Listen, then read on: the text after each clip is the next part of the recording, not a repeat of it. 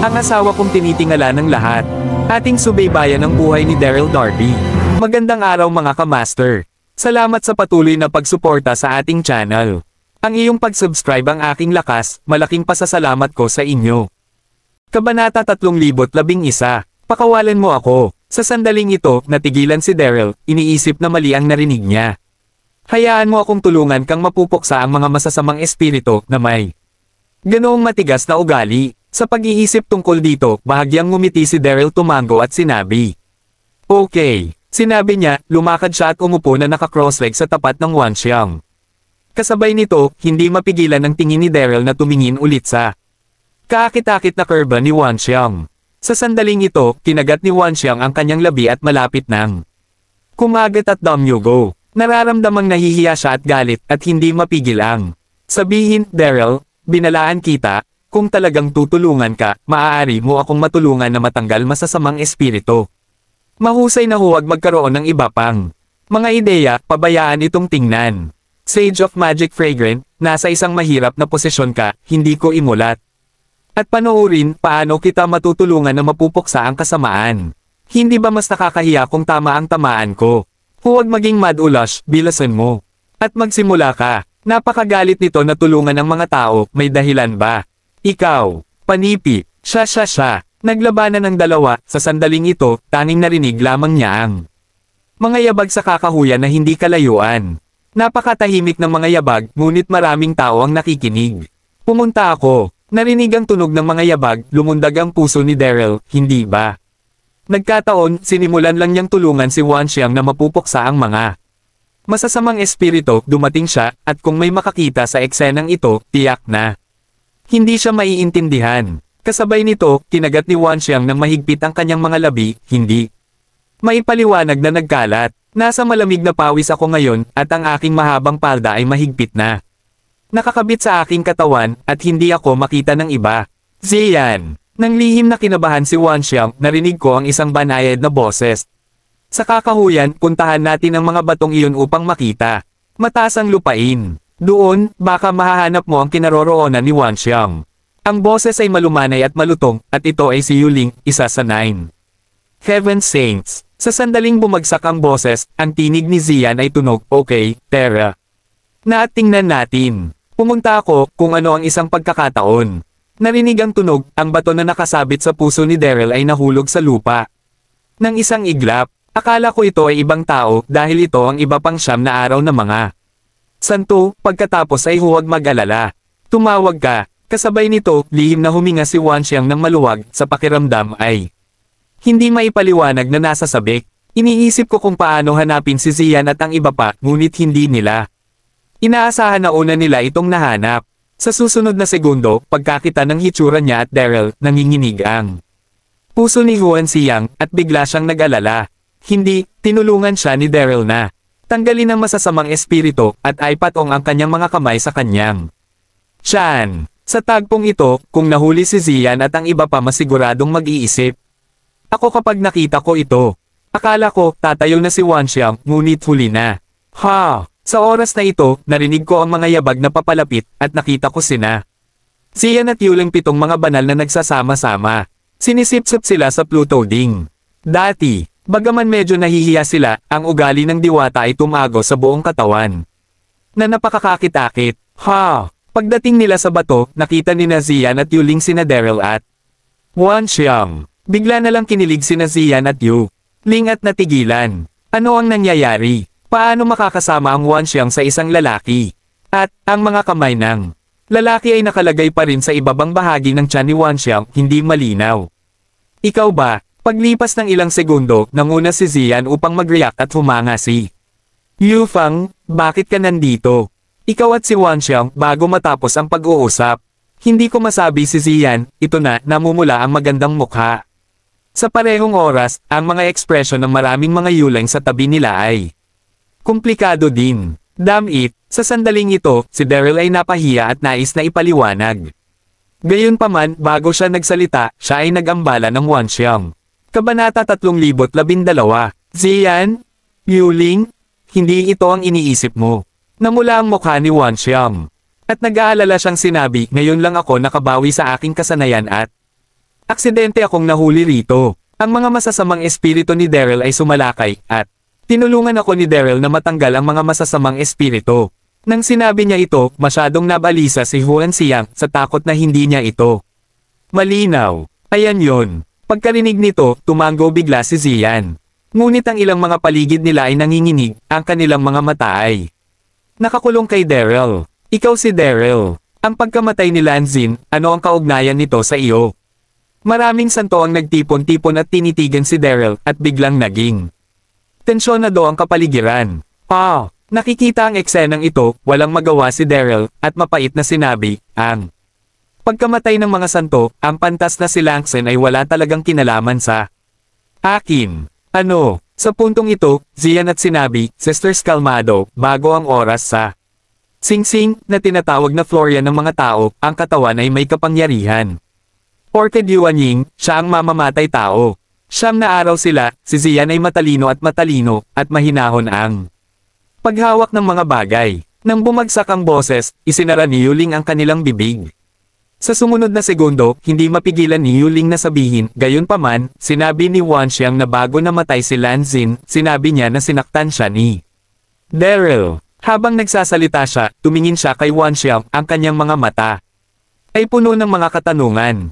Ito, sumimangot ang mga kilay ni Huan Xiangxiu, at medyo nalito siya sa oras na ito, at marahang sinabi, oo, bago magpakamatay si Lanzin, sinabi niya sa akin na si Daryl ang pumatay sa kanya, ngunit, bakit nasa kabilang tao ang kapangyarihan ni Langsen? Hindi mapigil ang sumimangot si Huan Xiang at tumingin kay Daryl, biglang may iniisip, malamig na nagtanong, Daryl, ano ang relasyon mo sa Florian na iyon? Ako, panipi. Nag-aalangan si Daryl, napakamot ang kanyang ulo at sinabi, pinsan ako sa kanya. Seryoso, ayaw sabihin ni Daryl na sabihin ang ugnayan sa pagitan niya at ni Florian. Ngunit kung magsinungaling siya, alam ng 9 na langit na mga banal ang totoo. Kaya't ganap siyang tama, wala na akong tiwala. Ano? Nang marinig ito, nagulat sina Wanxiang at Zian. Pinsan, Yuling na mas tuwid, biglang nag-ingat, nakadirekta sa hangin sinabi niya. Ito ay napakahalata dahil ikaw ay pinsan na kayong dalawa magkasama Orchid. Pinsala, tama. Boses pababa, sa tabi ng ilang ang santo ay tumango sa kasunduan. Damn it, nang marinig ito, si Daryl ay natahimik bagaman kami ay mga pinsan, ngunit ang aming masamang relasyon kung paano makakasama sa pakikipagsosyo kay Orchid. Langsen, sinabi ng mga kamay ng hangin na Daryl na nanumpa, ngunit ngayon ay napaka halata na, Portland ang pagkamatay ni Saint Lanzin dapat kaugnay kay Florian.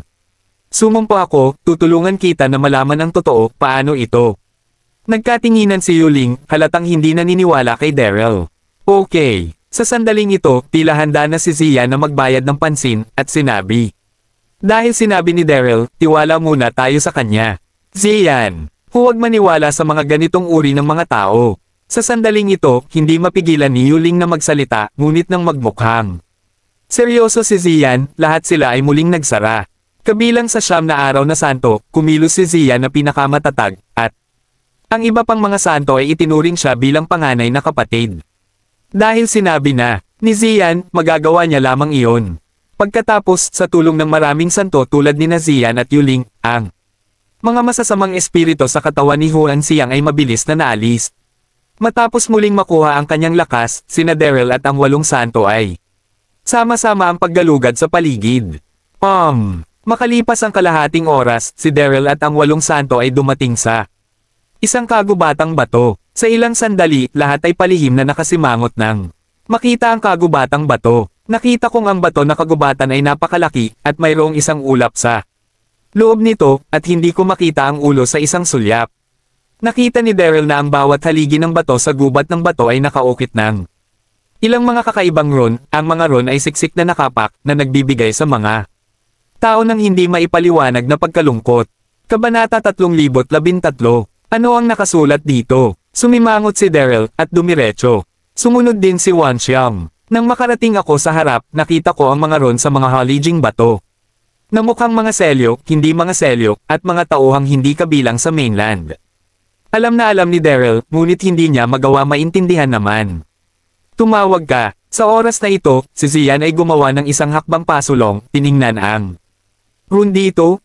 At marahang sinabi, ito ang teksto ng Mingdo, ito ay isang uri ng tekstong pangsakripisyo na nagtitipon ng yin chi, at pangunahin nitong tinitipon ang yin chi sa pagitan ng mundo at mundo. Mingdo Wen. Narinig ito, tumango bigla si Daryl, at kasabay nito ay medyo maswerte. Sa kasamaang palad, siya at ang 8 santo ay naglalakad sa isa't isa, kung hindi man. Magiging mahirap kung hindi niya maintindihan ang mga nabanggit na salita. Sa sandaling ito, ang matalino ay lumapit at tumingin sa kagubatang bato sa harap niya, nakasimangot ang kanyang kilay, mag-ingat, lahat, ang kagubatang ito ng bato ay hindi lamang isang pagtitipon ng yin enerhiya, kundi pati na rin ang pagtitipon ng mga masasamang espiritu. Si Jazo ay 9 na araw na pantas. Isa sa babae, introverted na pagkatao. Mahusay sa Kiman escape. Nang marinig ito, sunod-sunod na tumango sina Wanxiang at Zian. Hindi mapigilan ni Daryl ngunit sumulyap kay Jazo, lihim na hinahangaan. Siya, nararapat na siya ay 9 Heaven Saint, nakikita niya sa isang sulyap na ito. Ang pagtitipon ng Evil Spirit Array. Oo, napansin din ni Daryl na ang kagubatang bato sa harap niya ay napakalaking porma sayon. Ang pagtitipon ng pagbuo ng masasamang espiritu, mayroong ilang mga talaan. Sa pagbuo ng Bai Chi Shenzin, ito ay isang medyo masasamang porma sayon, napaka komplikado. Gayunpaman, malinaw na nakita ni Daryl na tila may ilang mga pagkakaiba sa pagitan ng kagubatan ng bato sa harap niya at ng pagbubuo ng masamang espiritu sa record. Paano nangyari iyon? Natuklasan ng mga ito, lihim na nakasimangot si Daryl. Okay. Sa sandaling ito, ang mga pulang labi ni Jazo ay bahagyang bumukas, at sinabi niya, lahat ay sumunod sa akin, huwag umalis. Matapos bumagsak ang boses, papasok na siya sa bato na kagubatan. Teka, ngunit sa sandaling ito, hindi mapigilan ni Daryl na pigilan ang pagsabi, maraming santo, huwag kang sumugod, ang kagubatang ito sa bato ay tila may problema. Kapag sinabi ito, mukhang seryoso si Daryl. Alam mo, ito ang puwang sa loob ng Pluto Cauldron at ang kagubatang bato sa harap mo ay tila kapareho ng masamang espiritu na nagtitipon sa talaan, ngunit sa ilang mga lugar, may mga pagkakaiba, at dapat mayroong iba pang mga lihim. Sa kasong ito, naramdaman ni Daryl na mas mahusay na mag-ingat. Ha! Sa sandaling ito, sunod-sunod na tiningnan ni Wanxiang at Zian si Daryl. Isa-isang nakasimangot. Daryl, mahinang sabi ni Zian, sinabi mo bang may problema sa kagubatang bato na ito? Matapos bumagsak ang boses, sinabi din ni Wanxiang, bakit? Alam mo rin ang pamamaraan ng pagbuo. Phew! Huminga ng malalim si Daryl at buong pagpapakumbabang sinabi, unawain ng kaunti, ang kagubatang ito ng bato ay tila pagbubuo ng masamang espiritu, ngunit sa palagay ko hindi ito ganoon kadali.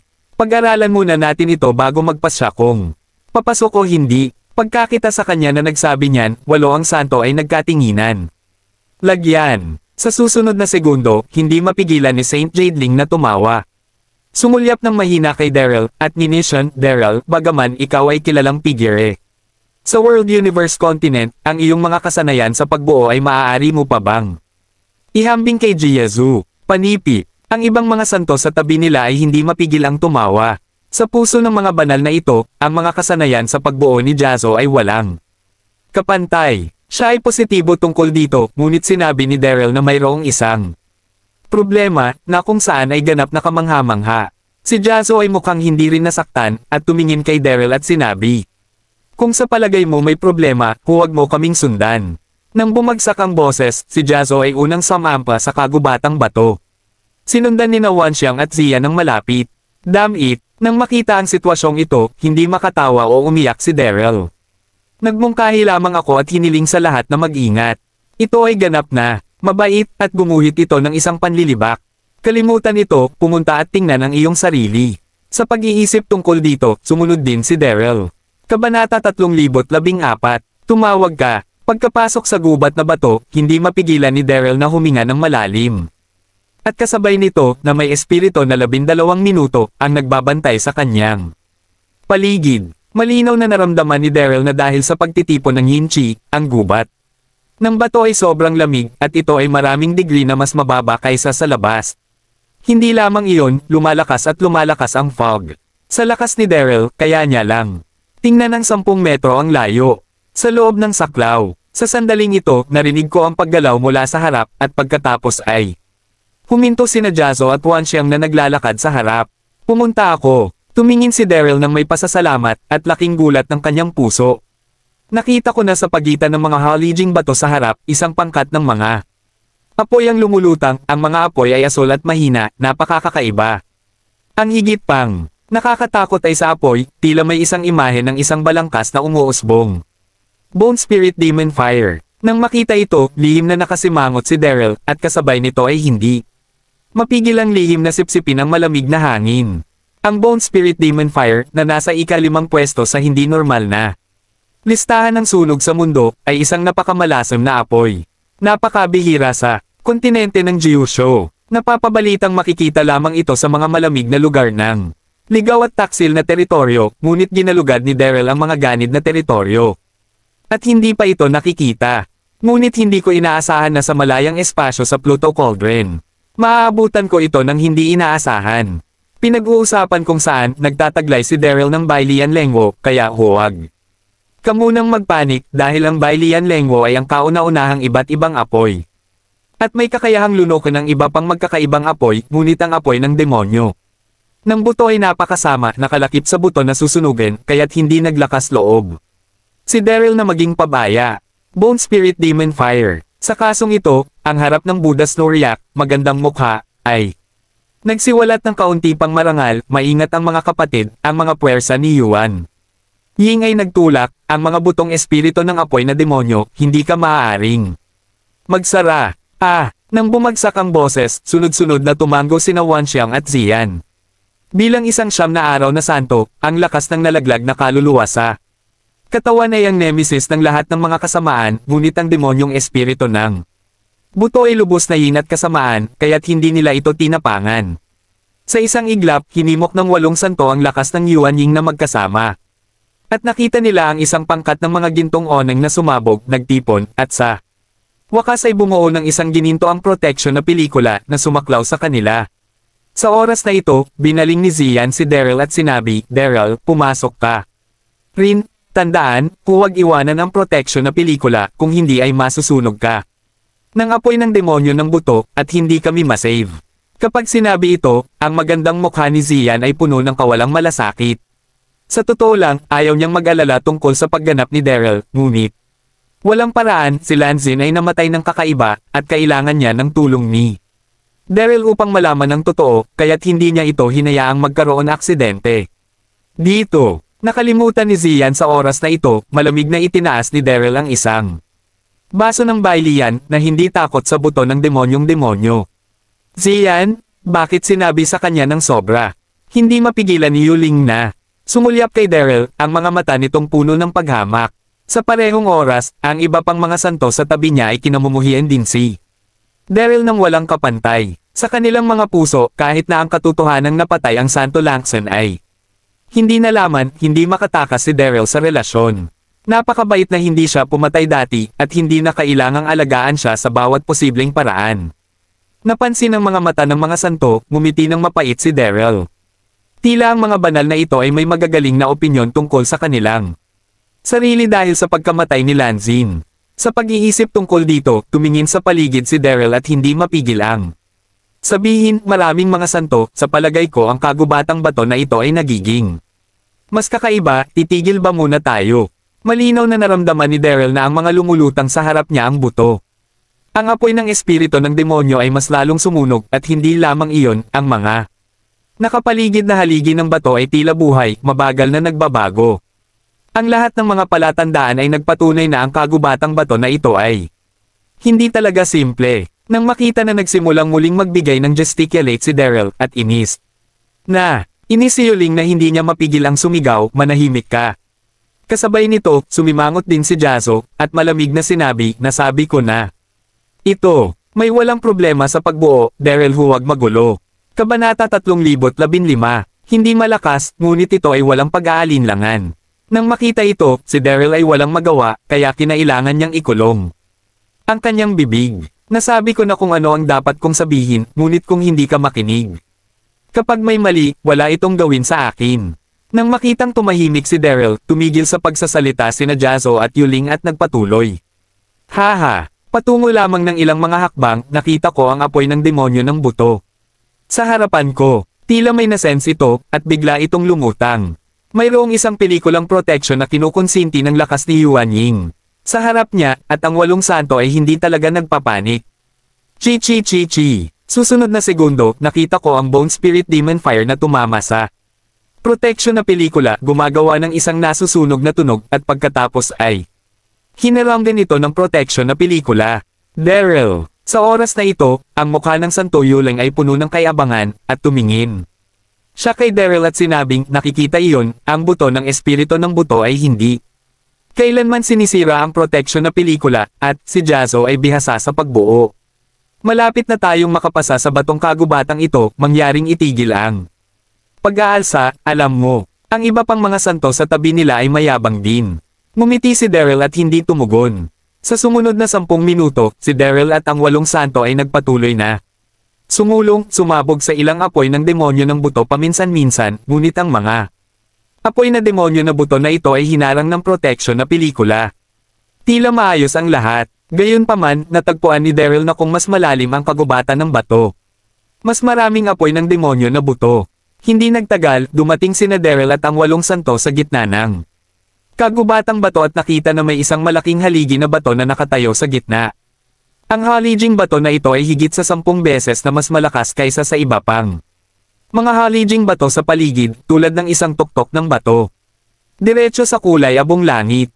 Hindi lamang iyon, sa paligid ng malaking bato na haligi na ito, mayroong higit sa 12 mga grupo ng apoy ng demonyong espiritu na buto. Ang bilang na ito ay maraming beses na higit pa sa mga nauna. Tumawag ka. Nang makita ang eksenang ito, hindi mapigilan ni Daryl na huminga ng malalim, nakakunot ang noo. Ang malaking bato na haligi na ito ay matatagpuan sa gitna ng kagubatan ng bato, na kung saan ay ang mata ng Gathering Ghost Formation, ngunit ito ay ganap na naiiba mula sa talaan ng White Spirit Formation. Maaaring, sa loob ng pormasyong ito ng masamang espiritu na pagtitipon, mayroong isa pang porma sayo na nakatago. Ilang segundo ang lumipas, biglang may naisip si Daryl, at biglang nagbago ang ekspresyon niya. Kasabay nito, ang Saint Gasi na nasa unahan ay tumingin sa malaking bato na haligi sa harap niya, at ang dosenang mga pangkat ng demonyo ng buto ng espiritu na lumutang. Ang kanyang mga kilay ay nakasimangot din. Malinaw na ito ang pagbubuo ng masamang espiritu, kung paano ang pagbuo ng mga mata ng porma sayon ay ganap na nagbago. Tulad ni Daryl, napagtanto din ni Jazo sa oras na ito na mayroong mali. Ngunit hindi pa niya nahanap ang problema. Huhuho. Sa sandaling ito, nakita ko ang 12 ng mga apoy ng demonyo ng buto sa harap ko, na parang nagtataglay ng kabanalan. Mabilis na nagtipon upang bumuo ng isang malaking asul na fireball, at pagkatapos ay whizzed out. Boom! Sa susunod na segundo, ang fireball ay sumabog sa protection na pelikula, na gumawa ng isang marahas na dagandong. Ang protection na pelikula ay direktang sinunog mula sa isang puwang, at bumagsak ang fireball na bumubuo ng isang dagat ng apoy sa paligid nito. Nako, nasira ang protection na pelikula. Kung sina Saint Gasi, Yuling at Wan Xiang, lahat sila ay nanginginig at bulalas.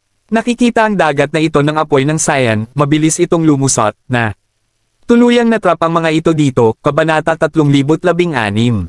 Chi. Isang iglap ng isang mata, dumating ang apoy, at ang mahabang palda sa 8 santo ay agad na napaso.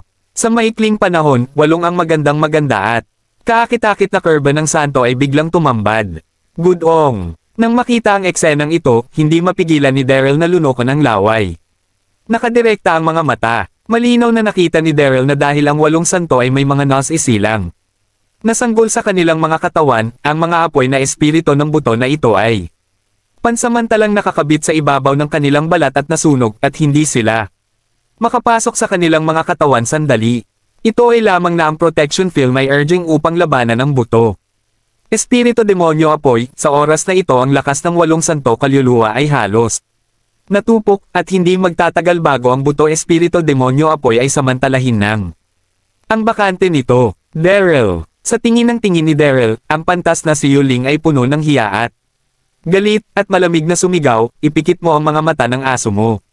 Kasabay nito, ang ibang mga pantas ay nakatingin din kay Daryl.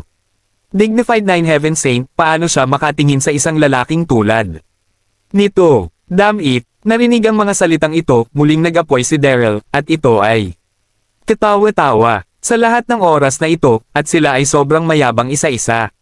Hahaha. Sa sandaling ito, nakasimangot si Jazzo at tiningnan si Daryl ng may pagtataka. Kumusta ka, hoy kumusta ka? Sa oras na ito, malinaw na nakita ni Jazzo na ang piraso ng butong espiritu ng buto. Na ito ay tila takot sa Daryl, iniwasan niya siya ng hindi inaasahan. Ito ay hindi ka panipaniwala. Sa sandaling ito, natuklasan din ni na Yuling at Wanxiang ang problema at nagtataka silang tumingin kay Daryl. Hehe. Nang makita ang kanilang nagulat na mga mata, bahagyang ngumiti si Daryl. Marahil ay mas espesyal ako. Matapos bumagsak ang boses, inunat ni Daryl ang kanyang kamay, at biglang, isang sinag ng puting apoy ang lumitaw sa kamay ni Daryl. Ito ay malamig na apoy ng White Lily Cold Flame, Bailian. Yeh! Haha! Nakita ang malamig na apoy ni Bailian, nanginginig ang mga katawan ni Jazzo, tuluyan ng natigilan. Ikaw! Di nagtagal, nag-react si Yuling at tinitigan si Daryl ng mabagsik. Pag-aari mo talaga si Bailian, bakit hindi mo lang sinabi? Galit na galit si Yuling sa oras na ito, itong Daryl ay halatang sinadya. Malinaw na nagmamayari siya ng malamig na apoy ng Bailian, ngunit bago iyon ay pinagmasdan niya ang kanyang sarili na ubusin ang kapangyarihan ni Yuan Ying upang labanan ng demonyong apoy ng espiritu ng buto. Nakakakilabot ang lalaking to. Nagkibit balikat si Daryl at mukhang walang magawa, Saint Jadeling, hindi mo ako pinayagang magsalita ng kalokohan ngayon lang, bakit may nagkamali at sinisisi ulit ako. Ikaw, namula ang mukha ni Yuling, hindi ko alam kung paano tumanggi ng ilang sandali, at sinipa ang kanyang mga paa sa galit na hindi masabi kaakit-akit. O sige, sige. Sa oras na ito, kinagat ni Zian ang kanyang labi, at marahang sinabi kay Daryl, Daryl, mabilis mong ginagamit ang puting lotus na malamig na apoy upang lunukin ang apoy ng demonyong buto na ito. Saint Zian, ikaw gaanong sinabi, napakaraming butong espiritu ng buto ang nagpaputok, kung nais kong lunukin silang lahat, gugugol nito ang lakas sa loob. Nakangiting sabi ni Daryl. Sa totoo lang, pinigilan ni Bailian Lengwo ang apoy ng demonyo ng buto. Hindi gugugol ni Daryl ng labis na panloob na lakas kung nais niyang lunukin ang lahat, ngunit bago ang ilang banal na Jadeling ay palaging tumingin sa kanya, kusa silang kinukulit ni Daryl. Kapag pinag-uusapan ito, hindi mapigilan ng tingin ni Daryl ang pagtingin sa 8 santo. Kailangan kong sabihin na ang 8 mga diwata na ito ay talagang may kani-kanilang, ang bawat isa sa kanila ay matatawag na pinakamahusay. Lalo na sa oras na ito, ang mahabang palda sa kanilang mga katawan ay ganap na nasunog, at ang mga kaakit-akit at malukong na kurba ay nagpakita ng walang pag-aalinlangan. Sino mang tao ay mababaliw dito kapag nakita nila ito. Si Wanxiang at Yuling ay mayabang at kaakit-akit. Si Zian at Jazzo ay ang uri ng intelektual at kaakit-akit. Ang natitirang ilang banayad at tahimik, ilang banayad, talagang nahihilo, at ito ay isang visual na kapistahan. Daryl, Kabanata 3017. Nakatingin sa kanya si Daryl, naiinis ang karakter ni Wanxiang, at hindi niya ito mapigilan, hindi ko pa sapat ang nakikita. Hindi ko kaya itong lunukan. Kung gayon may iniisip kang paraan. Sa oras na ito si Wanxiang ay galit na galit, ngunit wala na siyang pakialam dito. Kritikal ang sitwasyon ngayon, at kapag wala akong naisip na solusyon. Delikado talaga ang aking mga kapatid na babae. Pinag-uusapan kung saan, bilang siyenteng langit na langit, kahit na ang espiritu ng buto ng demonyo ay sumasalakay, walang panganib sa buhay, ngunit ang sakit ng pagkasunog ng Tarsus ay hindi isang bagay na kayang-kaya ng ordinaryong tao. Kasabay nito, tiningnan din ni Zian at Yuling si Daryl, isa-isa ng labis na balisa. Okay, okay. Ngumiti si Daryl at tumango, kayong mga santo, huwag kayong mag-alala, mayroon akong paraan.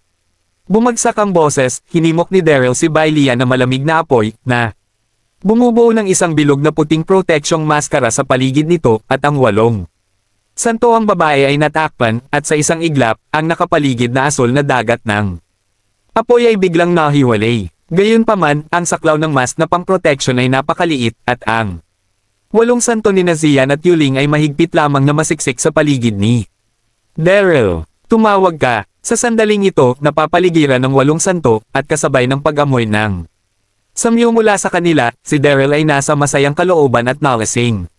Hahaha. Napakasarap sa pakiramdam na napapalibutan ng 8 na araw na santo. Ha! Sa sandaling ito, lahat ng 8 mga santo ay namula at nahihiya. Daryl, ikaw. Namula si Zian, kinagat ang labi at binastusan, sinadya mo ba? Hindi mo maaaring gawing mas malaki ang takip na protection at gawin itong napakaliit. Bumagsak ang boses, Yuling at Wan siyang nahihiya din. Gigil na gigil ang ulo ni Daryl, at pagkatapos ay nagkunwaring sinabi, Sage. Zian, paano ako sadya? Maaari kong mag-deploy ng isang malaking takip na protection, ito na ang hangganan, kailangan mong malaman, ang The Bone Spirit Demon. Fire ay bumuo ng isang dagat ng apoy sa paligid nito. Kayong 9 na langit na. Santo ay hindi mapigilan, pabayaan na ako ay isang tao mula sa mainland ng 9 na lalawigan. Nang marinig ito, kinagat ni Zian ang kanyang labi at tumigil sa pag-aalaga. Sa susunod na segundo, ikiling ni Zian ang kanyang ulo upang tumingin kay Jazo, Jie, saan tayo susunod?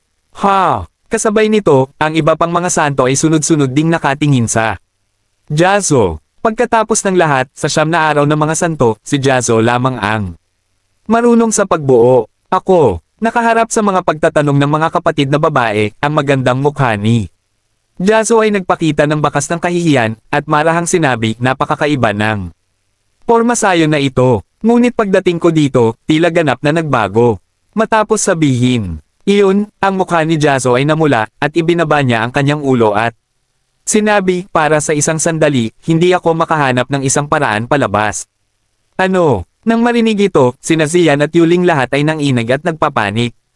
Anong gagawin? Kahit si Jazo ay hindi makahanap ng makalabas, kaya't siya ay natrap lang ng ganito. Sa sandaling ito, hindi mapigilan ni Daryl ngunit sinabi, susubukan ko. Ito. Nang sinabi niya ito, mukhang tiwala si Daryl. Oo, ngayon lang noong ginamit ang puting Lotus Coldfire at na-deploy ang mas na protection, nakita na ni Daryl ang problema sa kagubatang ito sa bato. Ano? Sa isang iglap, ang mga mata ng 8 santo ay nagkatagpo kay Daryl. Sa partikular, ang magandang mukha ni Jazo ay napuno ng malalim na pag-aalinlangan, Daryl, huwag isiping larong ito ng bata. Inaamin kong mayroon kang puting lotus na malamig na apoy. Tunay na pambihira ito, ngunit ang kagubatang bato na ito ay napakakaiba. Mali, natatakot ako na hindi tayo makalabas. Matapos bumagsak ang boses, pinintasan din ni Yuling ang iba pa. Hindi, Jazo cannot do it. What can you do? Huwag isiping mayroon kang Bailian Lengwo, mayabang ka. Ang mga salita ng maraming santo ay patuloy na dumarating, at wala sa kanila. Ang naniwala kay Daryl. Alam mo, narito na. Ang puwang sa Pluto Cauldron ay walang kapantay na kasamaan at hindi mahulaan, at hindi ito maihahambing sa mga ordinaryong pormasayon sa 9 na lalawigan ng lalawigan. Kabanata 3018. Nang makita ang sitwasyong ito, mapait na ngumiti si Daryl. Mga kapatid, sa sandaling ito, hindi mapigilan ni Zia na marahan na. Sinabi, dahil hindi ito mapigilan ni Jazo, hayaan nating subukan si Daryl. Hindi ko alam kung bakit, pinili ni Zia na maniwala kay Daryl mula kay ang ilalim ng kanyang puso. Kung tutusin, sa sitwasyong ito, hindi na kailangang magbiro si Daryl. Nang makita na sinabi ni Zian iyan, maraming santo ni Yuling ang walang masabi. Haha. Nang makita na walang pagtutol ang 8 santo, nagpakita si Daryl ng kaunting ngiti, pagkatapos ay binuksan ang kanyang mga kamay, niyakap silang magkasama, at pagkatapos ay lumakad pasulong. Sa sandaling ito, naniyakap ni Daryl, na mula ang 8 santo, ngunit hindi sila naglakas loob na gumalaw, sapagkat sa sandaling lumipat sila, lalabas sila sa saklaw ng maskara ng protection at susunugin ng espiritu ng buto sa malamig na apoy. 5 mula sa kaliwa, 7 sa kanan. Sa sumunod na 10 minuto, tahimik na binulong ni Daryl ang formula, at di nagtagal ay matagumpay na naalis ang 8 santo palabas sa batong kagubatan. Ito, ang sandali nang siya ay lumabas ng bato na kagubatan, maging si Jazo o ang iba pang mga santo, lahat sila ay nanginginig at ganap na nabigla. Talagang nagtagumpay sa paglabas, paano ito nagawa ng Daryl na ito?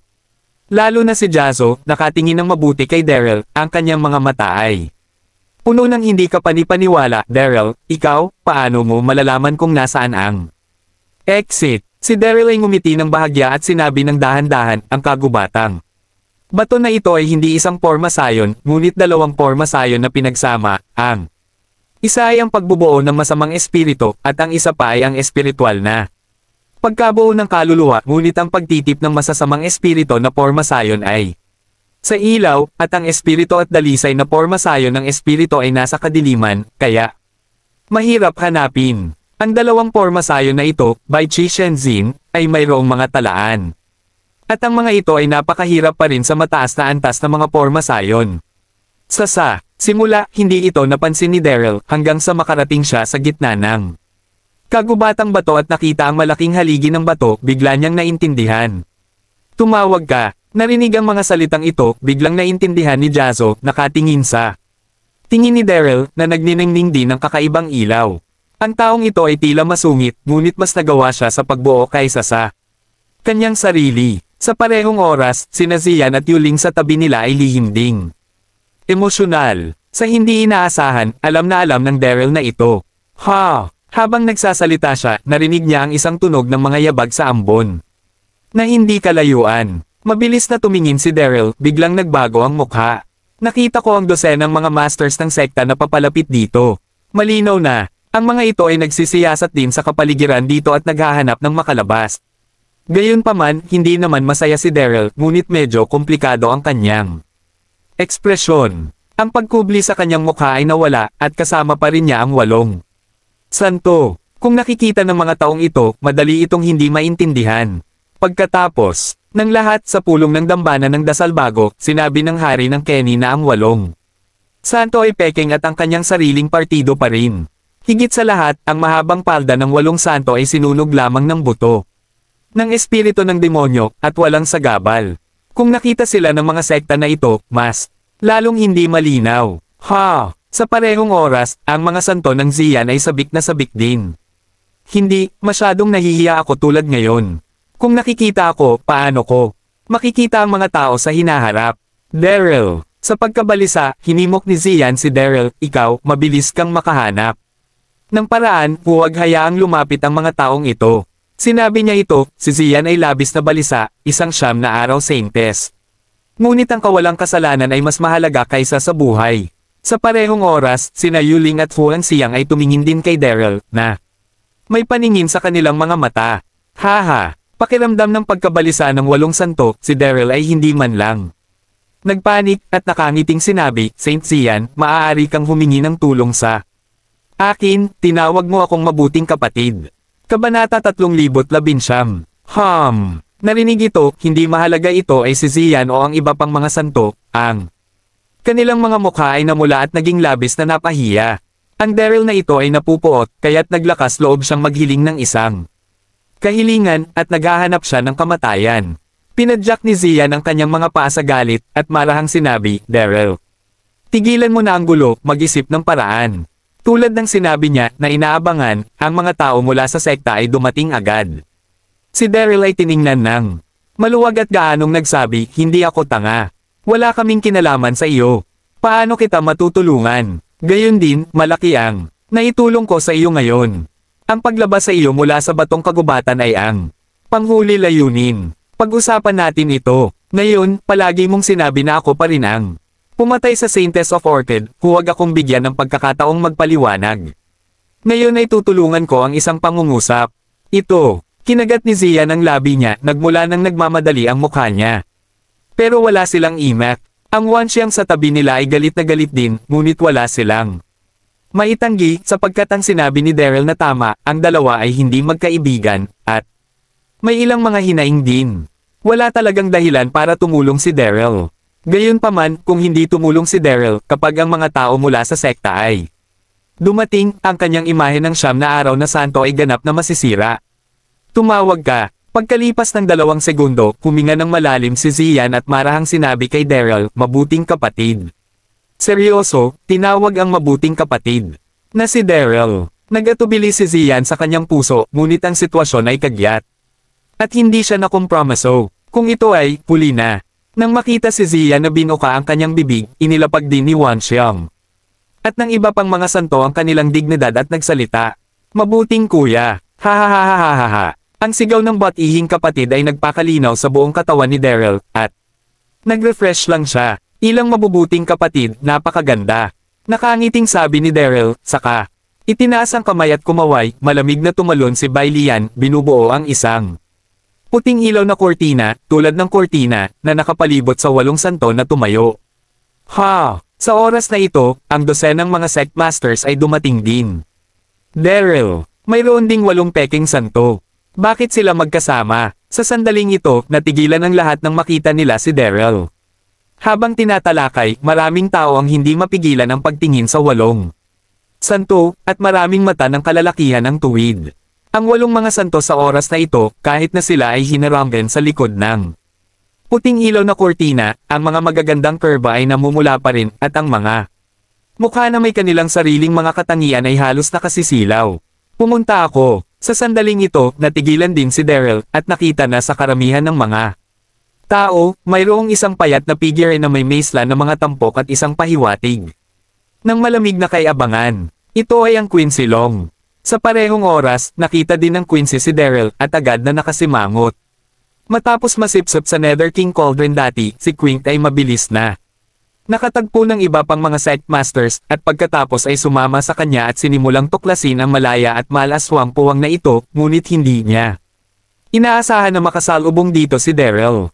Daryl. Sa wakas, si Quincy ay nag-react at malamig na sinabi kay Daryl, bakit ka narito? Palagi mong ipinapaliwanag, ano ang nangyayari sa 8 mga banal na nagpapanggap na siyam na langit na banal. Ano ang kanilang relasyon sa iyo? Anong pagsasabuatan? Pagkatapos ng ilang mga katanungan, walang duda na tinanong sila sa isang hilera. Ha! Bumagsak ang boses, at ang mga tingin ng mga masters ng sekta sa tabi niya ay biglang nagtipon kay Daryl, isa-isa na may hindi magagandang ekspresyon. Bago sinabi ng Haring Kenny sa komperensya na si Daryl ay nauugnay sa mga peking 9 na araw na santo, ang lahat ay maghinala pa rin, ngunit sa oras na ito na nakikita na sila talaga ay magkasama, biglang hindi maiwasang magduda dito. Kabanata 320. Nakaharap sa pagtatanong ni Quince, si Daryl ay walang magawa. Sa kasamaang palad, ang Quincy na ito ay ang panganay na prinsesa ng South Cloud Continent, at ang kanyang pag-iisip ay sobrang simple. Ngayong halata na ang sitwasyon, naisip pa niya na ang 8 santo ay peke. Sa pag-iisip tungkol dito, pinanood ni Daryl ang Quincy ng dahan-dahan at sinabi, as of now, hindi mo ba ito nakikita? Lahat kayo ay niloko ng Haring Kenny. Ang 8 santo na ito ay totoo. Tungkol sa hari, panatilihin sinasabing sinabi na siya ang tao ng Pluto alang-alang sa mundo ng mainland. Tumingin sa paligid mo, alam mo ba kung nasaan ito? Ito ang panloob na puwang ng Pluto Cauldron. Ang Pluto Cauldron ay isang mahiwagang sandata sa Ghost mundo. Kung si Kenny ay hindi tao ni Pluto, bakit may Pluto ding sa kanyang kamay? Panipi. Ito. Narinig ito, 12 ng mga sekta masters ay tumingin sa bawat isa at hindi maaaring makipag-usap para sa isang habang. Kasabay nito, ang magandang mukha ni Quincy ay agad na napahiya, maaaring. Tuldok. Hindi ko naintindihan ang 8 santo. Daryl. Sa sandaling ito, isang lalaki na nakasuot ng mahabang damit na cyan ay lumabas at tinanong si Daryl, patuloy mong sinasabi na sila ay tunay na 9 na araw ng mga santo. Ano ang katibayan mayroon ka? Tao 30 edad sa edad ni, siya ay may pino na ugali, ngunit ang kanyang mga mata ay kumikislap sa tuso. Ito ay si Su Shengfei, ang pinuno ng Wan Hesong. Si Wan Hesong, ang pangalawang pinakamalaking sekta ng paglilinang sa Mistrolan Continent, ay pangalawa lamang kay Yuyao Pavilion sa lakas. Su Shengfei. Ang ulo, ay may banayad at matikas na hitsura, ngunit siya ay talagang isang makitid na taong kontrabida. Pinag-uusapan, sina Su Shengfei at Daryl ay walang mga hinaing, ngunit sa paglipas ng mga taon, ang reputasyon ni Daryl sa mainland ay masyadong malakas. Si Su Shengfei ay palaging hindi kumbinsido, at laging nais na makahanap ng isang pagkakataon upang sugpuin si Daryl, at ito ay isang magandang pagkakataon. Tumawag ka. Nararamdaman ng tuso sa mga mata ni Su Shengfei, huminga ng malalim si Daryl, medyo hindi nasama.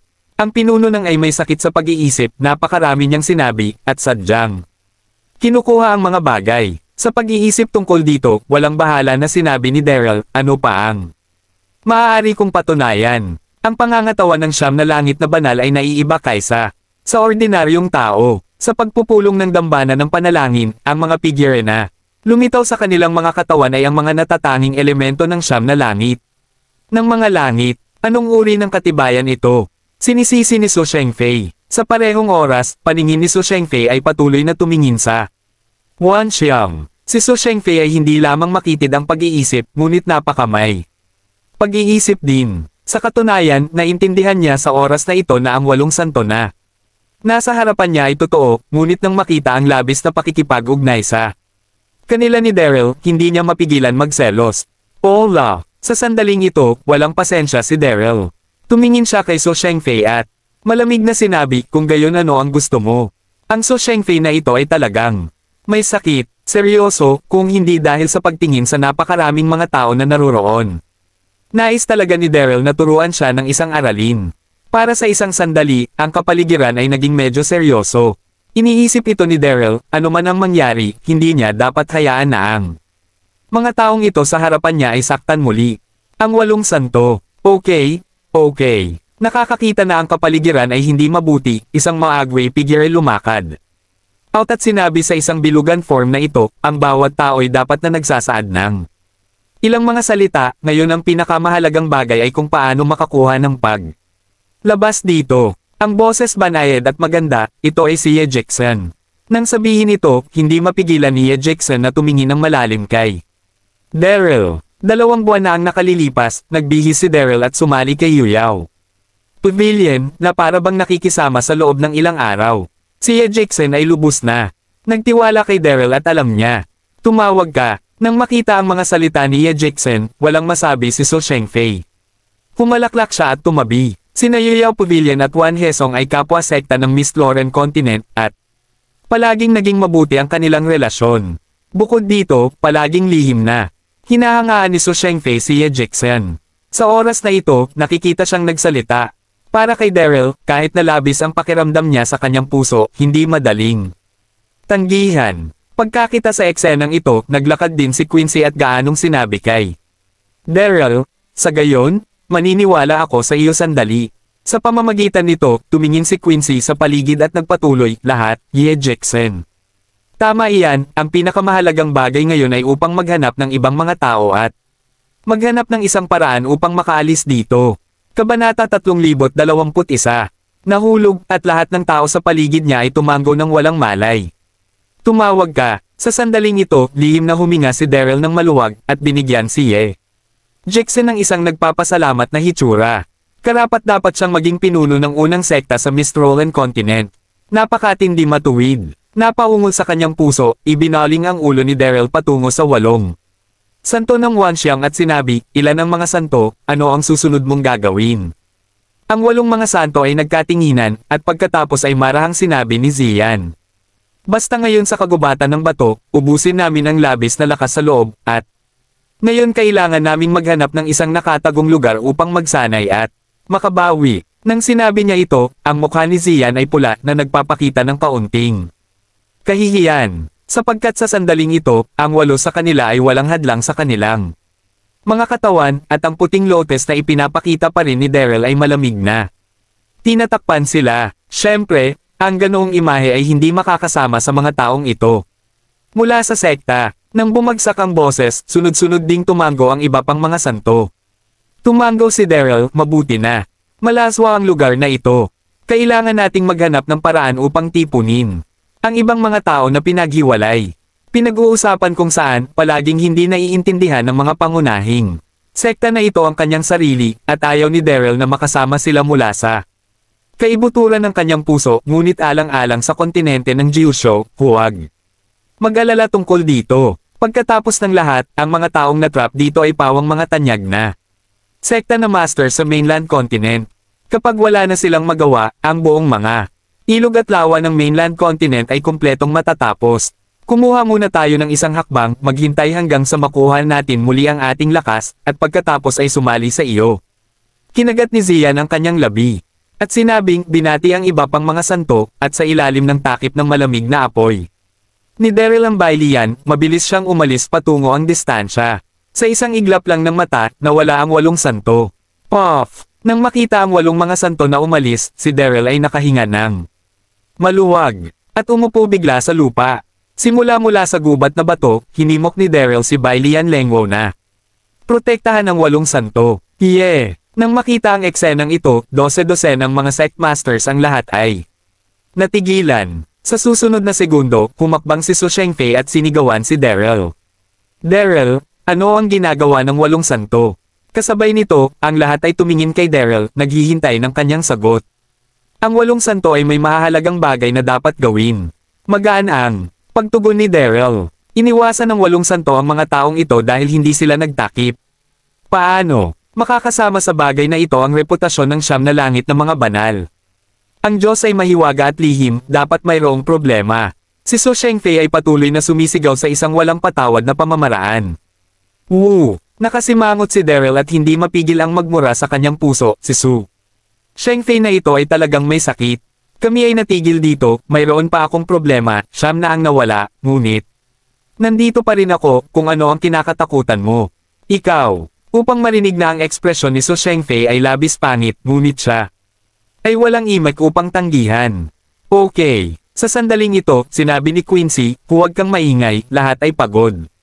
Maghanap muna ng lugar na mapagpapahingahan, at pagkatapos ay mag-isip ng isang paraan upang makahanap ng iba.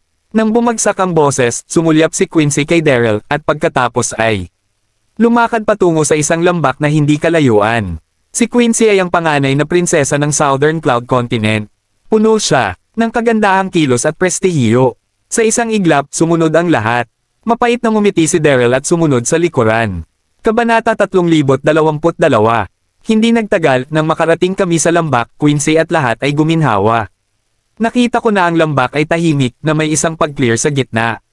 Napapaligiran ng ilang kalat-kalat na mga puno na may malawak na tanawin na maginhawa para sa pagmamasid ng sitwasyon, at ito ay isang napakahusay na lugar ng pamamahinga. Gayunpaman, maingat na tiningnan ni Daryl ang malalaking puno at sumimangot ng palihim. Hindi ko alam kung bakit, mas tahimik ang lugar sa harapan niya, mas marami siyang masamang pangunahin, lalo na ang malalaking puno, malinaw na naramdaman ni Daryl na ibang-iba ang mga ito sa mga puno na nakasalubong niya dati. Ang mga sanga ay baluktot at baluktot, mga sanga na may ngipin at kuko. Tulad ng mga aswang at kagandahan, napakasama. Okay. Sa oras na ito, natagpuan ni Quincy ang isang patag na lugar, nakaupo na nakatuwad, at sinabi, lahat, linangin lamang at mabawi dito. Ang boses ay nahulog, at lahat ay naghanap ng isang lugar upang magnilay. Teka, sa sandaling ito, hindi mapigilan ni Daryl ngunit sinabi, hindi. Maganda ang lugar na ito. Narinig ito, lahat ay nagkatinginan. Daryl, hindi mapigilan ni Su Shengfei na sumigaw, ano ang gusto mong gawin? Hindi direktang tumugon si Daryl, ngunit tumingin sa paligid, maingat na pinagmasdan ng mga nakapaligid na puno at ang kapaligiran ng lambak, at pagkatapos ay kumuha ng malalim na hininga. Ang kanyang ulo at sinabi, ang lambak na ito ay hindi ligtas, hindi ligtas. Kumunat ang mga kilay ni Quincy, bakit hindi ito ligtas? Itinuro ni Daryl ang nakapalibot na malalaking puno at dahan-daang sinabi, huwag nating pag-usapan ang kapaligiran ng lambak na ito. Ang mga malalaking puno na ito ay ganap na naiiba sa mga nakasalubong natin dati. Napakasama nila. Sa palagay ko dapat nating baguhin ang lugar. Narinig ito, sunod-sunod na nahulog ang mga mata ng lahat sa malalaking puno na may isang palaisip na ekspresyon. Tulad ng nakikita mo, ang mga hugis ng malalaking puno na ito ay magkakaiba, at ang mga ito ay talagang naiiba sa mga nakita dati. Basta ilang mga puno lamang, ano ang maaaring mapanganib? Nang makita ang mga ekspresyon ng mga tao, huminga ng malalim si Daryl at nagpatuloy, ito ang loob ng Hades Cauldron na kung saan ay lubhang mapanganib. Saan man, sa palagay ko hindi natin ito dapat gaanong gagaan. With pagtingin sa sitwasyong nakasalamuhan niya sa gubat ng bato dati, ng detalyado, sinabi ito, narinig ito, lahat ay nervyos na hindi maipaliwanag. Sumimangot siya Jackson at hindi mapigil ang marahang sinabi, Daryl, ano ang ibig mong sabihin? May mga espiritu ng buto at apoy ng demonyo na nakatago sa malalaking puno na ito. Umiling si Daryl, hindi ko alam ito, basta pakiramdam na ang lugar na ito ay mali, panipi. Oo, maingat na sinusunod ni Daryl ngayon lamang at hindi nakahanap ng anumang mga problema sa mga malalaking punong ito, ngunit batay sa dating karanasan. Matatag na naniniwala si Daryl na ang kanyang sariling damdamin ay hindi maaaring mali, nararamdaman. Narinig ang sagot na ito, hindi mapigilan ni So Shengfei na magalit, Sectmaster. Darby, batay lamang sa iyong damdamin, lahat tayo ay susuko sa isang magandang lugar. Upang makapagpahinga, sa palagay mo ba ay naglalaro ang mga bata? Natakot ka ba sa buto ng espiritu ng buto dati? Haha, nahulog ang boses at maraming tao sa paligid ang hindi mapigil ang tumawa. Naramdaman din nila na si Daryl ay medyo maislan. Nang makita na hindi naniniwala ang lahat, si Daryl ay walang magawa. Sa susunod na segundo, tumingin si Daryl sa paligid at sinabi, nasabi ko na. Ang dapat kong sinabi, sa madaling salita, hindi ligtas na magpahinga dito. Pupunta ako sa kalapit na burol upang magpahinga.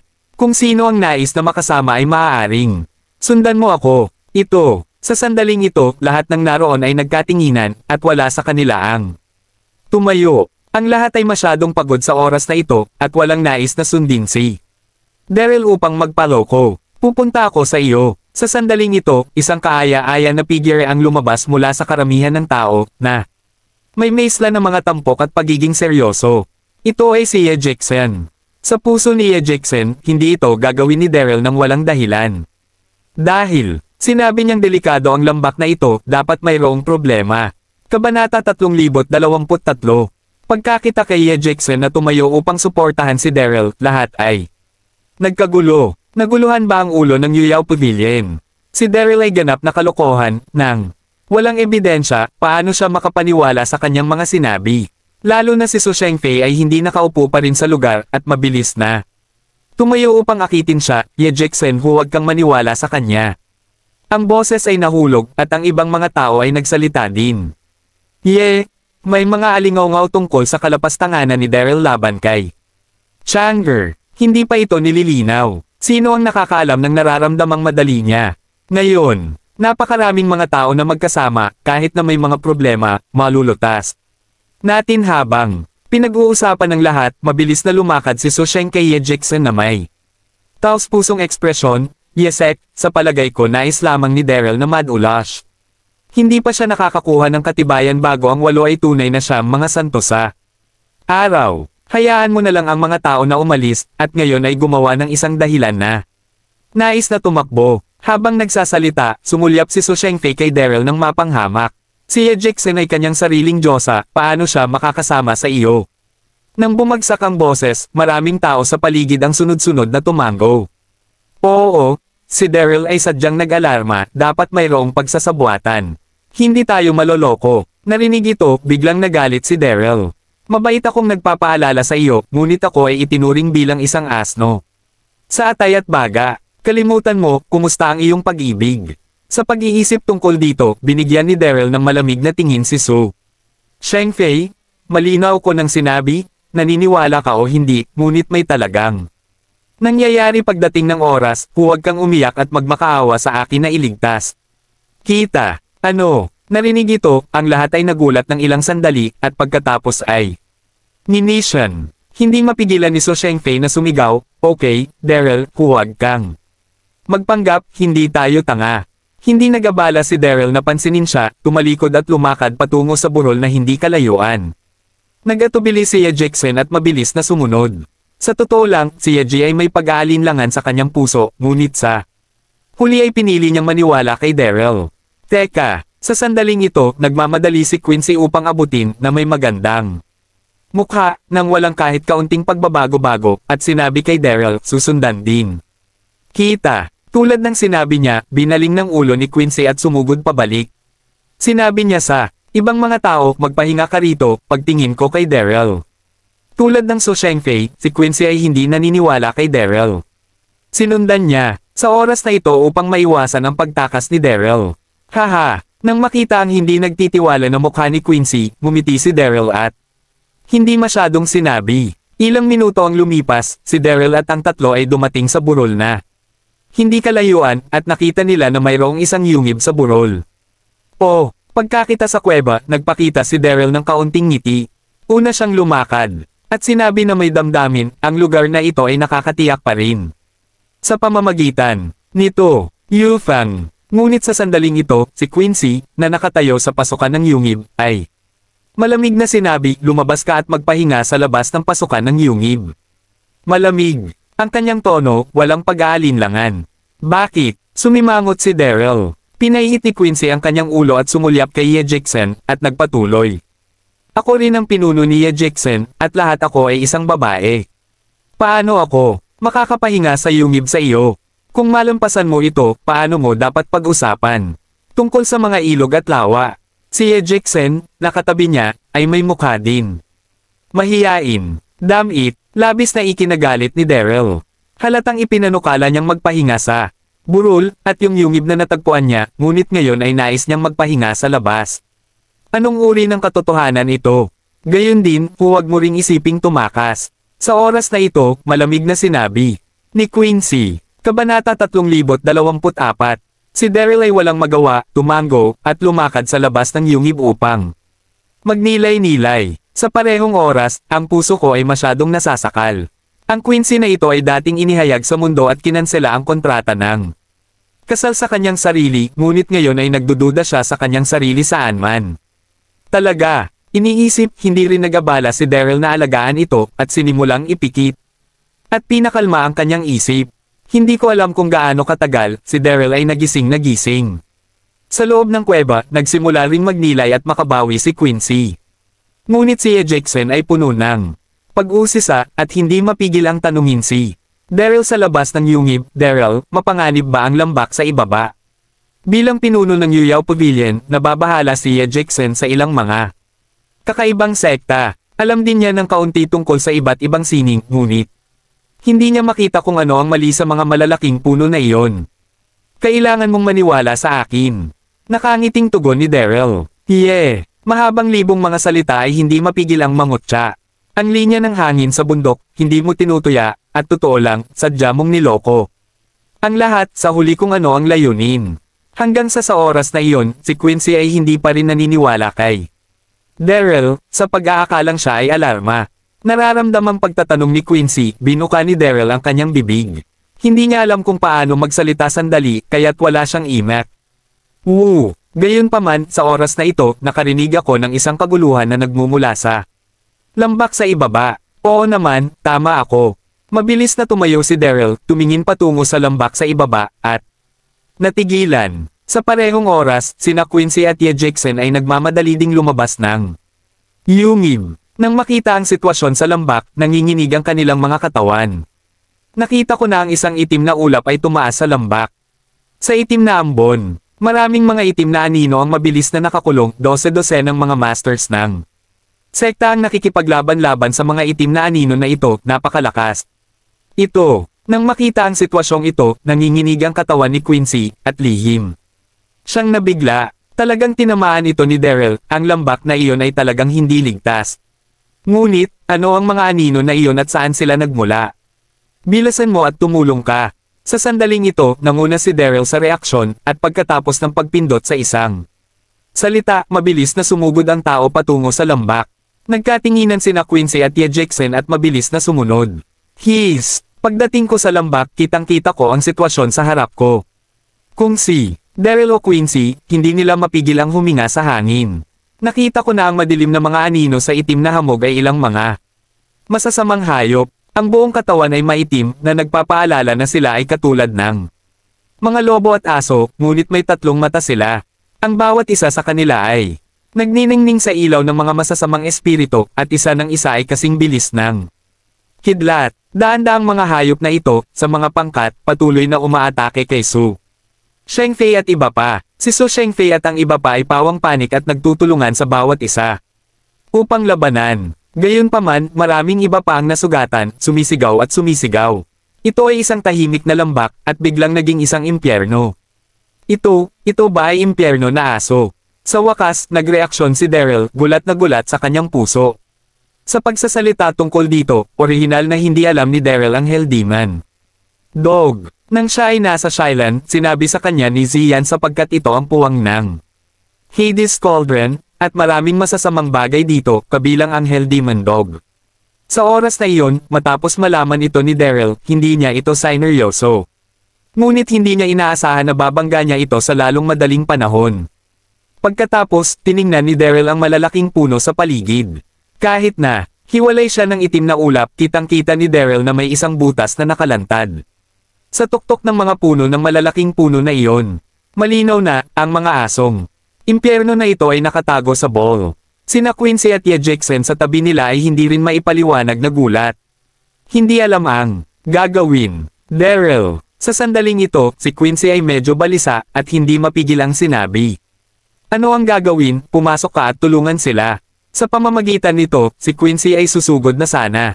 Dali-daling pinigilan siya ni Daryl ng seryosong mukha, huwag kang magmadali, ito ay mga asong impyerno, napakasama nila. Kabanata 3025. Hell Dog. Narinig ito, nanginginig ang puso ni Quincy. Nararamdaman lamang niya na mahina ang kanyang mga binti at hindi siya naglakas loob na kumilos ng madali.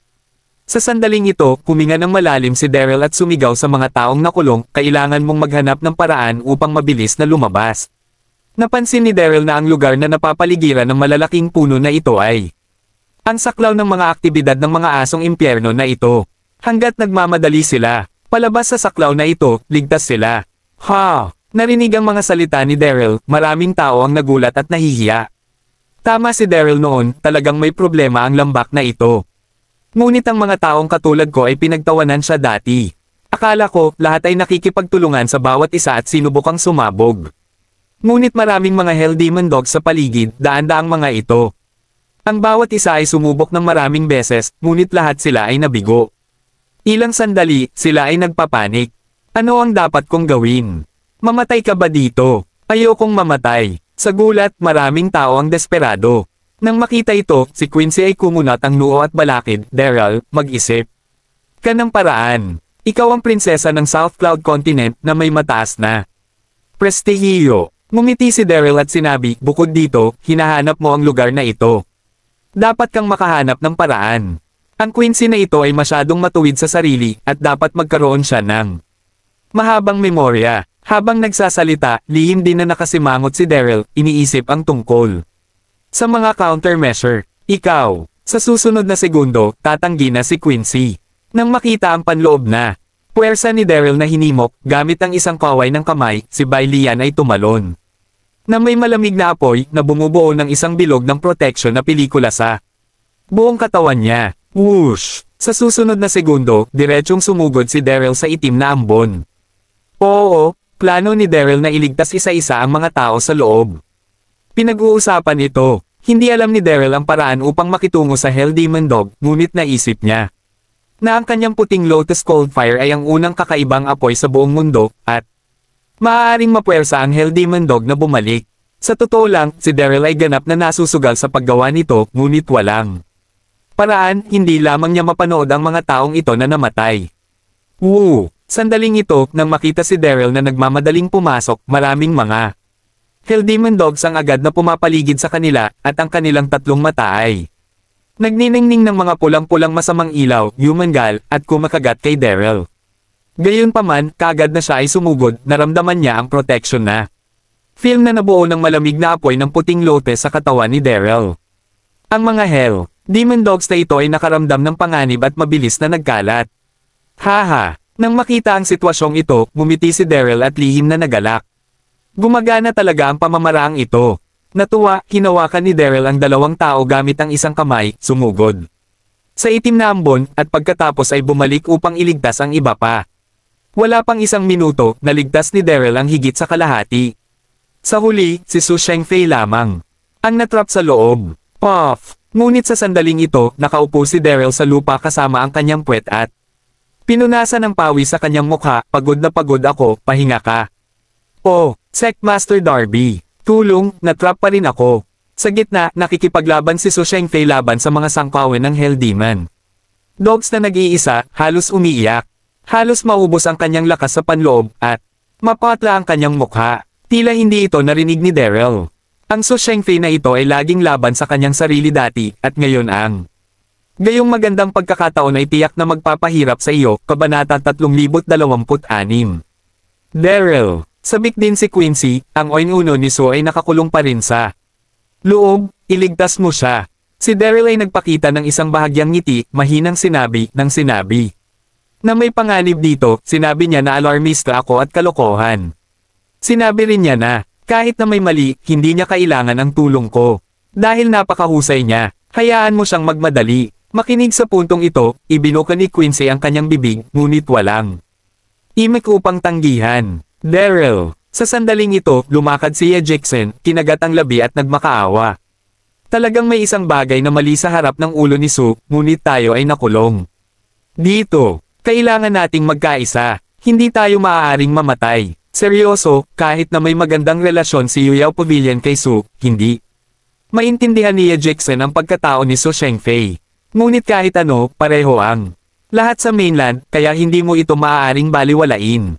Galit. Sa sandaling ito, si Su Shengfei, na natrap sa loob, ay balisa at galit. Nang marinig ang mga salita ni Daryl. Ang Daryl na ito ay halatang gumaganti. Sa dami ng mga hayop sa harapan ko.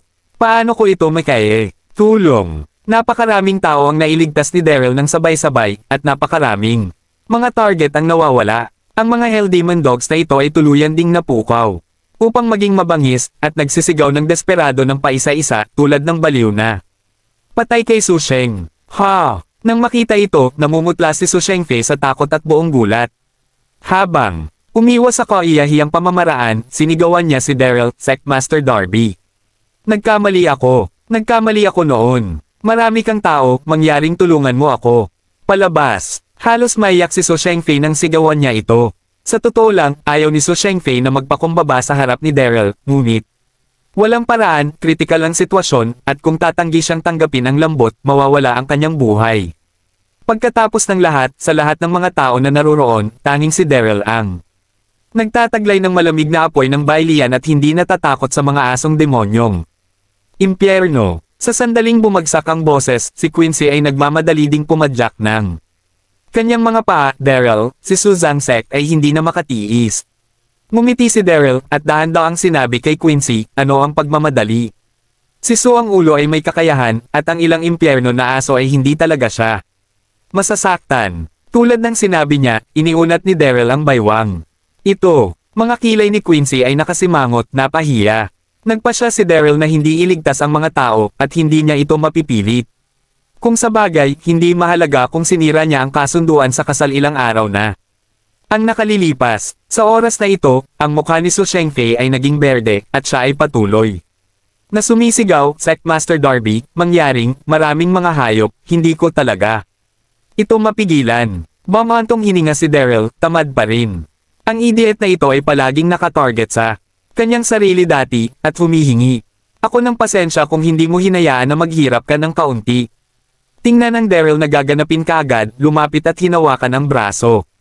Tutulungan mo siya dito. Sabi ng oras, kinagat ni Jackson ng labi ang labi, sobrang nahiya. Inilagay ito, ayaw din ni Jackson kay Su Shengfei, ngunit walang paraan. Pareho silang lahat, paano sila mamamatay? Pog! Nang makita ang pagbubukas ni Jackson, lihim na nagbuntong hininga si Daryl at tumango, sa ngayon, nasa mukha na ni Jackson. Sa nasabing iyon, hinimok ni Daryl si Bai Lian Lengwo na protektahan ang buong katawan, at direktang sumugod upang iligtas si Su Shengfei. Sandaling ito, matapos mawala ang huling layunin, ang impyerno na aso sa itim na ambon ay naglabas ng isang ayaw na pag-alulong pagkatapos ay bumalik sa butas ng puno at lumakad na malinis sa isang kisap mata, kasunod ang itim na ambon. Unti-unting nawala din ito, na parang walang nangyari dati. Gayunpaman, ang lahat ng naruroon ay nagulat. Sa pag-iisip pabalik sa kapanapanabak na eksena ngayon lamang, lahat sila ay palpitation sa puso. Salamat, Sectmaster Darby, salamat. Bumawi ang buhay, patuloy na pinasalamatan ni Su Shengfei si Daryl, at nakita na natakpin ng gasgas at gasgas ang kanyang katawan, at labis siyang napahiya. Kabanata 327. Ngunit habang nagpapasalamat sa kanya, ang mga mata ni Su Shengfei ay kumislap sa isang pahiwatig ng sama ng loob. Muntik na siyang mamatay dito, at si Daryl ang gumawa ng pagkusa upang may save ang kanyang sarili. Maaga o huli, ayusin niya ang account na ito. Hindi ito pinansin ni Daryl at tinaas ang kanyang kamay. Okay, lahat ay mabilis na magpahinga, at pagkatapos ay magpatuloy sa kalsada. Naghahanap ng ibang mga tao. Matapos ang haghagis ng mahabang panahon, lahat ay pagod na, at maraming tao pa rin ang naghihirap at nasaktan. Narinig ito, bawat isa ay sunod-sunod na tumango, hindi nangangahas na. Manatili sa lambak na ito, at sinundan si Daryl upang huminga sa gilid ng burol na. Hindi kalayuan. Tuldok-tuldok-tuldok. Sa kabila, ilang dosenang milya ang layo mula sa burol kung saan matatagpuan ang Daryl. Ay isang itim na kagubatan. Ang itim na kagubatang ito ay umaabot sa daan-daang mga milya, ang mga puno. Ay matangkad, sumasaklaw sa kalangitan, at maraming ulap sa loob. Ang lugar na ito, ay mas mapanganib kaysa sa ligaw at ganid na Death Valley. Sa oras na ito, higit sa isang dosenang mga numero ang dahan-daang. Samisulong sa itim na kagubatang ito. Nakita ko na maraming pamilyar na figure, Sarah, Andy at iba pang mga masters ng sekta. Dahil sinipsip sa kaldero ng Pluto, nagpanik si Sarah noong una, ngunit hindi nagtagal ay nasagasaan si Andy.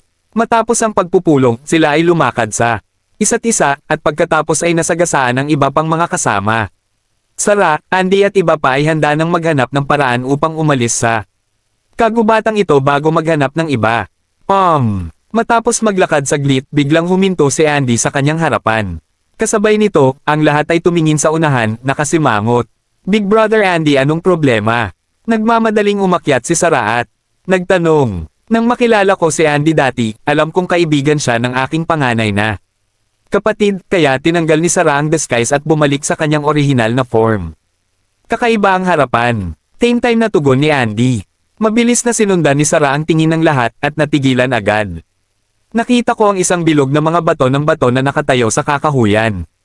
Ang mga steles na ito ay hindi alam kung ano ang mga material. Madilim at makintab, at ang ibabaw ay kasing kinis ng isang salamin, napakakaiba. Paanong may mga monumentong bato dito? Pagkalipas ng ilang segundo, bumagal ang Sarah at hindi mapigil ang marahang sinabi, dapat mayroong mga salita sa ordinaryong mga tabletang bato, ngunit walang salita sa kanila at kaya makinis, parang salamin. Panipi. Habang nagsasalita, si Sarah ay lumakad ng nagtataka. Pumunta ka, tingnan mo.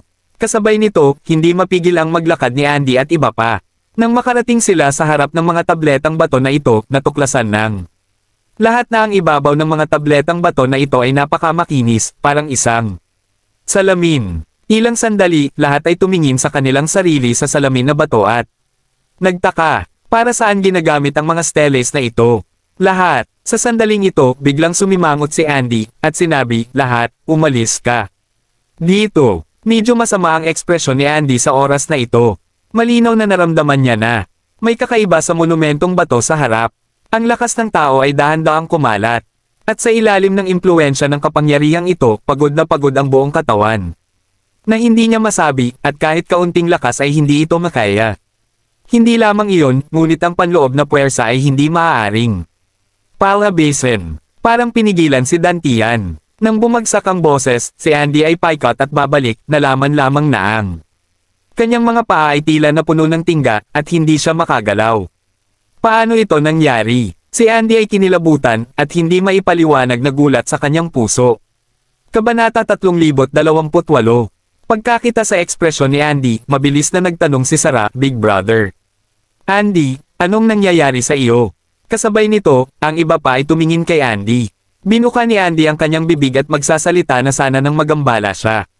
Nang isang panunuya, Gia. Ang tawa ni Yin Zonzon ay nagmula sa bato tablet sa harapan niya, at nakita niya na ang batong tablet sa harap ng mga mata ni Andy ay biglang buhay, medyo baluktot at nagbago, at sa wakas may dumating na figure at ang figure na ito ay eksaktong hitsura ni Andy. Ito ay lamang na ang mga mata ay napuno ng walang katapusang kasamaan. Nakikita ang eksenang ito, maging si Andy, Sarah at iba pa, ang kanilang mga ekspresyon ay nagbago ng husto at laking gulat. Ang isang mabuting monumento ng bato ay biglang naging isang tao, at kamukha pa rin ni Andy. Kung hindi mo ito nakita gamit ang iyong sariling mga mata, sino ang maglakas loob na maniwala dito? Ikaw. Sa wakas, nagreaksyon si Andy, nakatingin sa peking sarili sa harap niya. At hindi mapigil ang magtanong, ano ka, ano ako? Hoy, ang pangalan ko ay Salaming. Demonyo, but now, I am with you. Ang ibang partido ay masamang ngumiti. Salamin ng mahika. Narinig ito, naramdaman ni Andy na ang utak niya ay umuugong at nagpapanik. Na hindi maipaliwanag. Ang demonyo ng salamin ay ang panloob na puwang ng Pluto Cauldron. Ito ay isang espesyal na pagkakaroon na pinalaki ng walang katapusang masamang espiritu. Gusto nilang maging isang monumento ng bato. Kapag may lumapit, magiging katulad sila ng ibang tao pagkatapos tumingin sa salamin. Ikaw ay masamang manggagawa ng masama, nais mong palitan ako. Galit si Andy, matitig na nakatitig sa salamin na demonyo sa harap niya, at akitin ang kanyang panloob na paglaban na labanan. Gayunpaman, ang kanyang buong katawan ay nabilanggo ng kakaibang kapangyarihan at hindi talaga makagalaw. Sa parehong oras, si Sarah at ang iba pa ay natakot at nagalit, at nais na sumugod upang harapin ang demonyong imaheng ito ng salamin. Gayunpaman, sa kanilang pagtataka, hindi rin sila makakilos. Bakit hindi na ako makagalaw? Ako rin. Buzzing. Tulad ng sinabi niya, ang lahat sa Sarah ay nabigla ng matuklasan na ang bato na monumento sa harap niya ay mabilis na nagbago at umikot, at sa wakas ay naging kanyang sariling hitsura. Malinaw na, ang bawat monumento ng bato ay isang demonyo ng salamin, at ang mga demonyong salamin na ito ay naging mga taong Sarah. Haha! Sa sandaling ito, ang nangungunang demonyo ng salamin ay tumawa ng matagumpay, sa wakas ay naging isang form ng tao.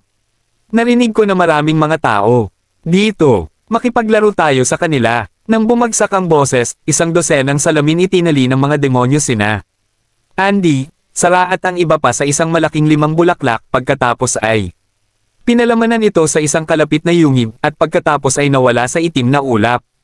Tuldok tuldok tuldok tuldok tuldok tuldok tuldok. Sa kabila, matapos magpahinga ng ilang oras sina Daryl at Quincy sa tabi ng burol. Nagpatuloy silang galugarin ang paligid, naghahanap ng iba pang mga kasama sa mga ilog at lawa. Marami sa mga Hell Demon Dog na nakasalubong sa lambak ay nasugatan, ngunit wala sa kanila ang nasa panganib na mabuhay. Lahat, sa sandaling ito, may naisip si Jackson, at sinabi sa lahat, ang sitwasyon na naranasan sa lambak bago pinatunayan na ang hula ni Daryl ay tama, kaya sa palagay ko, sa susunod na aksyon, sundin natin ang utos ni Daryl. Ang boses ay nahulog, nagkatinginan ang bawat isa. Sa parehong oras, ang kanyang tingin ay hindi rin malay tumingin sa Quincy. Alam mo, si Quincy ay ang panganay na prinsesa ng South Cloud Continent na may mataas na prestihiyo, kaya't ang lahat ay sumunod sa kanyang mga kaayusan dati. Ngunit ngayon biglang nabago kay Daryl, natural na medyo mahirap. Ako, nakikita ang lahat na higit na nakatingin sa kanya, mahigpit na kinagat ni Quincy ang kanyang labi at mahinang sinabi, wala akong pakialam. Sinabi niya ito, kalmado si Quincy sa ibabaw, ngunit medyo hindi siya kumbinsido sa kanyang puso. Kailangang sundin ng prinsesa ang utos ni Daryl, kaya't talagang nalimpungatan siya. Ngunit walang paraan, talagang sinabi ni Daryl ang punto tungkol sa lambak ng bundok dati. Nang makita na si Quincy ang nanguna sa pagpapahayag ng kanyang saloobin, ang iba pa ay sunod-sunod ding tumango. Sige, dahil sinabi ng panganay na prinsesa, wala kaming pagtutol. Maraming tao ang hindi kumbinsido sa pagsasabi nito. Kabanata 3029. Lalo na si Su Shengfei, ay nagpanggap na labanan ng kawalan ng katarungan. Para kay Quincy, hindi iyan tama. Dati, pinangunahan ng Princess Long ang lahat. Ngayon ay pinalitan ito ni Daryl, kung sakali. Panipi, bago siya natapos magsalita, pinandilatan siya ni Jackson, kung mayroon kang anumang mga komento, hindi mo na kailangang samahan kami. Ang Su Shengfei na ito ay talagang hindi alam ang mabuti o masama. Kung hindi para kay Daryl, matagal na sana siyang kukunin. Ang mga impyerno na aso na iyon ay napunit, at nakalimutan sila sa isang iglap. No comment, no comment. Humiwas ng ngiti si Su Shengfei at mabilis na sinasabi iyon, si Su Shengfei ay nakaramdam ng labis na panibugho sa kanyang puso. Si Jackson ay kanyang sariling diyosa, ngunit tinutulungan niya si Daryl na magsalita, kaya bakit? Walang pakialam sa mga ito si Daryl, at ngumiti at sinabi, dahil sa labis na pinagkakatiwalaan ako ng lahat, gagawin ko ang aking bahagi. Sa pamamagitan nito nanguna si Daryl sa paglakad. Pasulong. Ang bawat isa ay nagmadali upang makasabay. Hola! Hindi ko alam kung gaano katagal siya naglalakad, at nang marating niya ang isang itim na marshland, biglang tumigil si Daryl, nanginginig ang puso niya. Nakita ko na mayroong higit sa 100 ng mga numero na nakulong sa latian na lupa na higit sa 100 metro ang layo. Kung titingnan ng mabuti, ito ay si Sarah, Andy at iba pa. Ha! Sa parehong oras, nakita rin ito ni Jackson at ng iba pa, at bigla silang naggulo. Pagkatapos ito tila na maging Sect Master Danzang. Sila ay nakulong sa putikan. Ang pagkabalisa talakayan ay dumating mula sa lahat ng tao, at Daryl ay isang maliit na balisa, iniisip tungkol sa mga paraan upang isave ang mga tao. Alam mo, ang kapaligiran na ito ay komplikado, at mahirap na makalabas dito. Kung hindi mo sinasadyang mahulog ito, tulong, halika at iligtas kami. Sa sandaling ito, lahat ng natigil sa lindol ay natagpuan si Daryl at iba. At sunod-sunod na sumigaw. Sa sandaling ito, plano ni Daryl na sumugod, ngunit nang marinig niya ang sigaw ng kabilang partido, bigla siyang may naramdaman na mali. Si Sarah at Andy, ang isa ay kanilang kapatid na babae, ang isa ay kanilang kapatid at kaibigan. Nakikita nila na wala silang pangalan, patuloy lamang silang tumatawag para sa tulong. Bukod dito, napansin ni Daryl na ang mga taong ito na natrap sa quagmire ay puno ng isang masamang espiritu. Mabilis na, sa sandaling ito, Quincy hindi maaaring makatulong ito, at urged Daryl. Sabihin pumunta at makatipid tao. Kaya marami sa mga parehong mga tao ay nakulong at dapat silang ma-rescued. Kapag nahulog ang boses, hinihimok ni Quincy ang kanyang pigire na magmadali upang isave ang mga tao. Sa parehong oras, handa rin si Jackson at iba pa na kumilos. Teka, ngunit sa sandaling ito, nakasimangot si Daryl at tumigil sa pagsabi, huwag mo pa itong isave. Bakit? Natigilan si Quincy, nakakunot ang mga kilay. Huminga ng malalim si Daryl at gaanong sinabi, hindi sila nanganganib sa buhay sa ngayon, huwag tayong kumilos ng mabilis. Ano? Narinig ito, lahat ng tao sa paligid ay labis na naguluhan. Napakaraming mga masters ng sekta ang sinipsip sa Pluto Ding, at ngayon ay nakakita na sila ng isang bahagi, at natigil pa rin sila sa Swamp Quagmire, ngunit si Daryl ay hindi nagmamadali upang iligtas siya, ano ang kanyang puso. Pakiramdam ang hindi nasisiyahan ng mga tao, hindi nagsalita si Daryl. Ngunit tahimik na pinagmasdan ng mga taong ito sa Quagmire. Kung titingnan mo ito, mas nararamdaman ni Daryl na mayroong problema. Malinaw na natuklasan ni Daryl na ang mga taong ito ay natrap sa Quagmire. Ay patuloy na umiiyak para sa tulong, ngunit walang gulat sa kanilang mga mukha. Sa halip, ang bawat mata ng bawat isa ay kumislap sa katotohanan na parang inaasahan niya ang paglabas ng mga tao. Maaari bang ang mga taong ito ay kontrolado lahat? Sa pag-iisip tungkol dito, mas maingat si Daryl at balak niyang magpatuloy na maghintay at makakita. Kabanata 3030. Seryoso, si Sarah at Andy ay natrap, si Daryl ay mas balisa kaysa sa iba pa.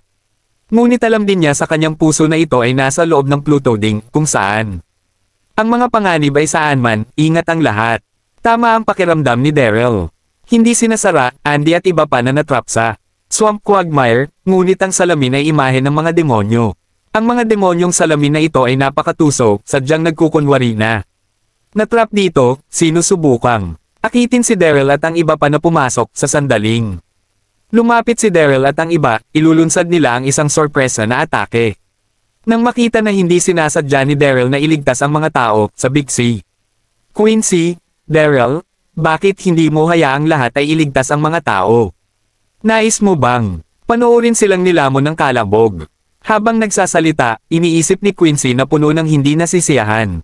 Ang Daryl na ito ay napakalupit, nakikita ang mga problema ng parehong tao. Ngunit ayaw niyang tumulong. Orihinal, hinahangaan ko ang kanyang langit, ngunit ngayon ay tila tinignan ko talaga siya dati. Mapait na ngumiti si Daryl. Bilang pinakamatandang prinsesa ng Southern Cloud Continent, alam na alam niya, bakit napakasimple ng kanyang pag-iisip. Malinaw na mayroong isang problema sa sitwasyon sa harap niya, ngunit hindi niya ito nakita. Sa pag-iisip tungkol dito, walang bahala na sinabi ni Daryl, teka. Naghihintay pa rin. Narinig ito, lahat ng tao sa paligid ay balisa. Ano ang ibig niyang sabihin, nais mo bang sumuko ang lahat sa pagsadjep? Sa kasamaang palad, siya pa rin ang sect master ng Elysium Gate at nangangaral para sa pakinabang ng Gyusho Rivers at mga lawa, sa puntong ito lamang ng kamalayan. Daryl, sa wakas, hindi talaga napigilan ni Quincy, at sinisi niya, alam ko na may mga alingaw-ngaw sa mundo na nilapastangan mo si Changer, at lahat ng mga sekta ay inakusahan kayo at sa Elysium, kaya kayo ay lubos na hindi nasisiyahan, ngunit iisa.